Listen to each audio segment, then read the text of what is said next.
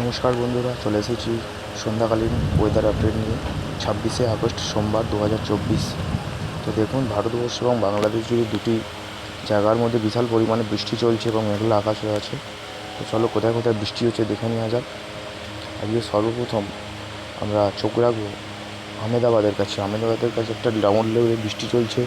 মুম্বাইয়ের কাছে বৃষ্টি চলছে, সুরাটের কাছে ঘূর্ণিবর্ত তৈরি হয়ে আছে, উদয়পুরের কাছে বৃষ্টি আছে, হায়দ্রাবাদে বৃষ্টি আছে, বিশাখাপট্টনমে বৃষ্টি চলছে, ভুবনেশ্বরে বৃষ্টি চলছে। বাংলাদেশের ঢাকা এবং বাংলাদেশ তো প্রায় প্রতিটি জায়গার মধ্যে ডুবে যাওয়ার মতো অবস্থা। চিটাগংয়ের কাছে বৃষ্টি, মহেশখালীতে বৃষ্টি, টেকনাফে বৃষ্টি, কুমিল্লায় বৃষ্টি, আজিওয়ালে বৃষ্টি, খুলনায় বৃষ্টি, বরিশালে বৃষ্টি, মেহেরপুরে বৃষ্টি, খড়গপুরে বৃষ্টি, কলকাতায় বৃষ্টি। কলকাতায় প্রায় প্রতিটি জায়গার মধ্যে বৃষ্টি চলছে